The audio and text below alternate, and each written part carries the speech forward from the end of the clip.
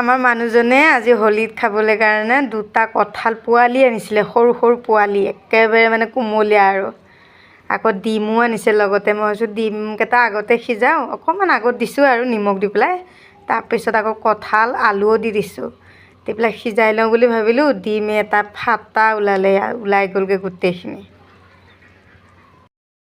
তাৰপিছত এয়া ইফালে পিঁয়াজ, নহৰু, জলকীয়া, আদাকে চব কাটি পেলাই ধুনীয়াকৈ থৈ দিছোঁ আৰু মাংস নিচিনাকৈ বনোৱা হ'ব আৰু। আদা নহৰু এনেকৈ খুন্দি পেলাই লৈছিলোঁ যে, সেইখিনি দি দিলোঁ এতিয়া ইয়াত, আৰু অকণমান ভাজিম আৰু গোটেইখিনি মিলাই। পানী দি দিয়া হ'ল, এতিয়া উতলিব। বহুতখিনি মোৰ মানুহজনে কৰি দিলে কিন্তু দেই। এয়া মই মানে এনেই অলপ চলপ লাগিছোঁ আৰু মানুহজনে বেছিকৈ লাগিলে, মোৰ মিষ্টাৰটোৱে। এনেকৈ বোলে অকণমান ৰাখিছে শুকান শুকান খাবলৈ আৰু এনেই খালী মুখত। কেনেকুৱা হৈছে মানে টেষ্টটো ইয়াতে বুজা যাব আৰু।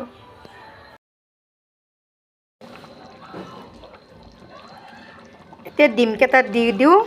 ইয়াত চয়াবিনো দিব পাৰে, মটৰ বুট যি আছে সেয়াও দিব পাৰে। মোৰ তাত মানে কি মটৰ বুট আছে বাৰু দুইটাই, কিন্তু তিওৱা নাছিলোঁ যে সেইকাৰণে দিয়া নহ'ল আৰু। এনে বাকী দিব পাৰে ইয়াত, ভাল লাগে দিলে মানে। আৰু মই এনেও মটৰ বুট দিলে ভালেই পাওঁ, আৰু চয়াবিনো ভাল পাওঁ। ওলাই দিলোঁ। এইবোলে ৰুটি খাই, এই ৰুটি 3টা দিছোঁ আৰু যদি লাগে দিম, নেলাগিলেও নাই। আৰু এইখিনিতে পিঁয়াজ তিয়ঁহ এনেকৈ পেলাই কাটি পেলাই চালাড অকণ বনাই দিছোঁ। দুপৰীয়াৰ ভাত খাইছোঁ, বাকীখিনি ৰুটি খাইছে বাৰু।